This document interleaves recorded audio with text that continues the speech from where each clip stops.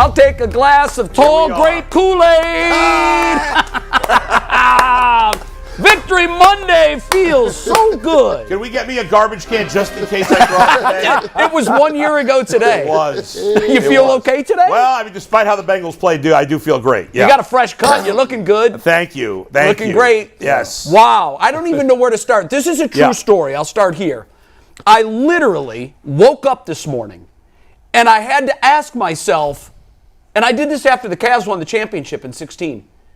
Did that happen? That really went down like that. That's the way Browns fans think. It wasn't a dream, it was reality, but it was unbelievable. I felt the celebration on Thursday night when the Lions won felt like the Lions had won the Super Bowl from a lot of Lions fans. Sure. And it felt the same way last night. Well said. It was a great opening day win. The first time the Browns have won in week 1 at home since 2004 with Jeff Garcia. They had been 0-10-1 in those situations. It's the biggest week 1 home win since 1989, or biggest week 1 win since 1989. Yeah. A lot of firsts. A whole lot of firsts. Yeah. It's also the first back-to-back home or season openers wins since 19 years, because that was the second year that they had done that, winning in their season Best opener. performance I've seen one of the sides of the football play. I couldn't believe it, man. I mean, you know, you watch your team and you be like, is that really not? I drink a lot of Kool-Aid, but I didn't drink that much Kool-Aid on Sunday. But good gracious, they came out and it was like, they was playing at a different speed. I don't know what happened. I think the word for the defense yesterday was ferocious. Yeah, they were angry. They were everywhere. Yeah. And guys, we talked about this. We all, during the offseason, we all believed that the biggest offseason acquisition was Jim Schwartz.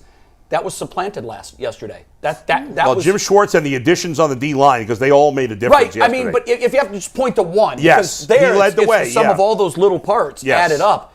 But they just looked different. Their confidence level was different. Greg Newsome looked like Greg Newsome again. Denzel Ward had some, if not for that, and you and I disagree on the pass interference call, and you think it was pass interference definitely, too. It's not a big deal because it led to the only points of the game, really. When you go like this, they're going to call it every time. I know, but what I went back and looked at it, and the amount of jersey that was pulled and how it happened, it wasn't even enough to slow his progress. It doesn't matter. When they I know it doesn't matter, but they're going to call it. It was just, I've seen 10 times worse not called. Yeah. That's, the pass interference thing is always, some are called, some are not. Ward still played great. Ward played great. Yeah. I tweeted this yesterday, and I firmly believe this, and I'll get your guys' thoughts on this because this is a good place to start in my view. I know we're going to dive into the whole defense. For me, the back end of the Browns defense has not looked that good since the original Dog days. Yeah. Since the late 80s, and I know a lot of you are probably too young to remember Hanford Dixon and Frank Minifield and that group, but there's no weak link. I don't know who quarterbacks are going to pick on. And one of their starting safeties was out because Juan Thornhill didn't play. Grant Delpit, we talked about, the other day on Friday, we talked about guys we weren't talking about. I mentioned Grant Delpit. I thought he played great the second half. He was phenomenal yesterday. He was all over the place. He led the team in tackles, did he not? Yeah, he blitzed. He got in on it. Wasn't a sack on the blitz, but he got there. He got there, got the quarterback in. It's funny because the Browns only had, I think, 2 sacks. But it felt like they had 20 because they were in the back. Credit Burrow for getting rid of the ball, but that's why he wasn't completing it. Well, they were bringing heat all day, and when you talk about the secondary was so good, part of the reason, and that's not take away from the secondary. No, I know where you're going. Part of the reason they were so good is the heat they were generating up front. Right. They only had to cover for 3 seconds. First play of the game, 3-step drop, and Burrow gets hit. Yeah. I know. And I thought, wow. Yeah, that was a big sign of things to come. And let me give you this stat, guys. Let me give you this stat because this really puts into perspective how dominant the Browns have been against the Bengals since the start of the 2021 season. Which is the Kevin Stefanski era, correct? No, 20. No, I'm saying since 21. Oh, you're going back to 21. So Joe Burrow has played 40 games since 2021, including the playoffs. Yeah. He's played 40 games. In those 40 games, the Bengals are 27-13. So they've won 2/3 of those games. Right. In those 13 losses, 9 of those 13 losses, including the playoffs, have been by 3 points or less. So they're right there. So put it in perspective. The Bengals have, in 40 games with Joe Burrow since 2021, in 36 of 40, that's 90%, they've either won or lost by a field goal. And 3 of the 4 losses where they've lost by more than 3 points against the Browns. And it was 3 21. of the 4. It was 19, and Yes. it was another double-digit loss. Yes. You know, it was funny yesterday. The Bengals pulled the plug with 6 minutes left and took Burrow out. And after the Jets game last year, Kevin's like, "No, Deshaun, go back out there. Yeah. You're still out there. I had no we problem ain't with sitting that. on it yet." I know you mentioned it in our group chat. I have no. I just thought it was Deshaun funny. to lead the I didn't want him feeling out of the there. deal. I just thought I it didn't was want him funny. out there. Burrow sat because they were down. Yes, of Sure, course. I get that. Coming off an injury. But Of you're course. also up 3 touchdowns. And here's my thing. I know, because I talked about this with my son. He's like, he handed the ball off. He did throw once on 3rd down. Right. Which I thought was a little, I don't know. You can do what you want. You want to move the sticks and whatever. Yeah. But I just didn't want him out there. We all agree. Everybody, if there's very few things that we've agreed on in the offseason. One of them was that Jim Schwartz was going to be the difference maker. The other one is, if Deshaun Watson goes down, season over. Yeah. I don't need him out there on the field in a 3-touchdown lead with 3 minutes to go. I think Stefanski felt it was important to have his leader on the field to close out the game. Deshaun Watson, we Yeah. need that look. You know, back in the day when the generals used to get going, the first thing Alexander the Great said, the general got to be leading from the front. I got to have the same skin in the game as the soldiers. Deshaun Watson was not coming out of that game because he was pumped. He was hyped. His team was playing on a different level and a different high. And you could just see the thirstiness that the defense played with. And they can say what they want. Jamar Chase can act like the elf comment didn't work. You gave us some red meat. You should not give hungry dogs red meat. And they came out there, and Jim Schwartz was like, no, we're going to come after you every single play. And sometimes it wasn't even blitzes. It just looked like they were there. I mean, when you talk about from yards after catch, they were hitting guys, tackling them, down. How many times did they throw short of the sticks? They thought they were getting some yards after catch, maybe running and extended drive. No, they shut down the running game. They were up front. Myles Garrison, Za'Darius Smith, even Obo was in there causing havoc. And to me, I just say it, this is the best defensive performance I've ever seen. I'm 41 years old. Yeah. When it comes to all around defensive line, and talk about the linebackers. Wait, is that prisoner of the moment talk? I mean, from this Browns, from the Browns. That is the most. I mean, we could talk about the rain, but execution-wise, it looked like MJ Emerson was running the routes for these guys. It looked like at times it was like, is he trying to get a back shoulder fade? The corners were all over people. Denzel Wood looked like a superstar. Newsome, if you play like that, you don't got to get no picks. If you don't want no picks, cool. Yeah. And listen, the bottom line for me to the defense, and was it the greatest performance since '99? I mean, I can't remember off the top of my head every one single sticks out performance. to me. In 2008, Yeah. they played the defending Super Bowl champion Giants on a Thursday night game. Right.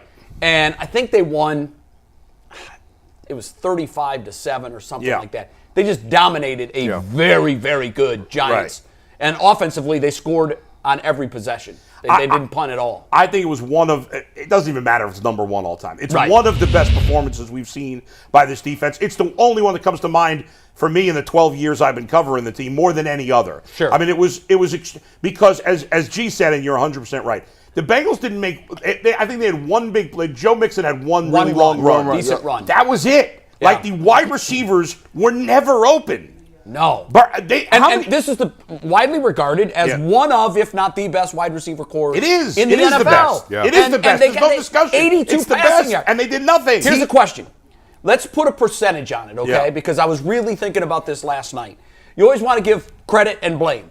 What percentage of that performance is due to the Browns' dominant defense, and what percentage is due to the Bengals with a rusty quarterback on a wet field? So if you got to split it 90-10, like where was it? I'm giving the Browns defense 75% credit. 75-20. I don't make excuse. Listen, all these things factored in. The weather factored in for Deshaun Watson too. It did. Obviously, he looked very rusty and didn't look 100% comfortable, which I've never seen from him I think before. that was due to the Browns' pressure. But the Browns get the majority of the credit because it was an overwhelming effort across the board. And we've been looking for that big moment. And the Bengals probably weren't going to make a comeback in this game anyway. They showed no signs of life. But that sack by Myles Garrett early in the fourth quarter, that was the death knell. You thought and Taylor we've been waiting for that. punted when he should have gone for Twice. it. Yeah, now, he should have went for that. I think he definitely should have punted on the sack play, and I tweeted that in our group. Yeah, I don't that's think so. just, why give them a 20-yard field? At that point, I don't care. At that point, you got to go for it. But at that point, it's 17-3. They weren't moved. They had to try to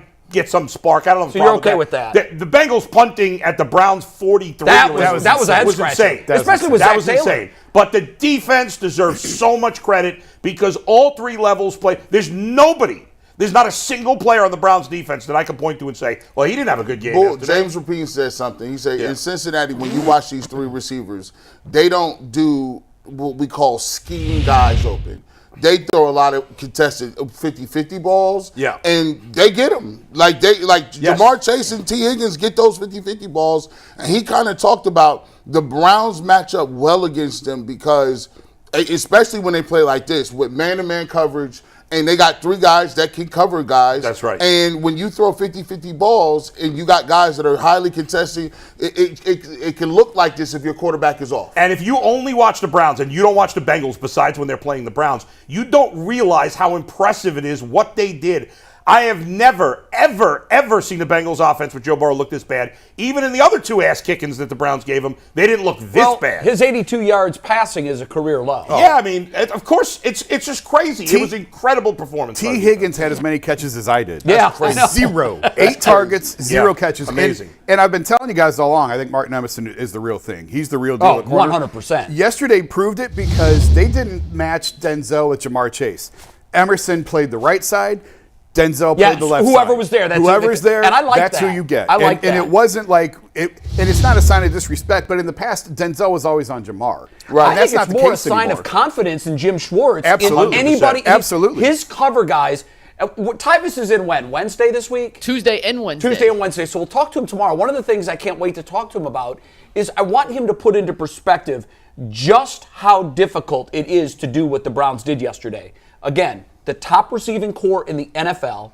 They took them man in bad conditions. Now, bad conditions always favor the wide receiver. He knows where he's going. No slips, no falls, slip, nothing. No miscommunications. And guys, like you said, there were points that I said the same thing. It was almost as if, particularly Emerson, he wasn't just trying to defend the pass. He was acting like he was the intended receiver. He had one pick, but he was out of bounds. I know. Yeah. But what's he amazing was phenomenal. is the Browns turned it over twice. The Bengals didn't turn it over, and the Browns still dominated the game. If you go through and look at this, and I know ESPN creates these stats, the percentage of times a team loses the turnover battle -2 and wins by 21 is almost rare, uncalculable. It's in the very low single digits. Nope, I'm not even gonna save it. Yeah. And as good as the defense played, we haven't even got to the special teams yet. They look good too.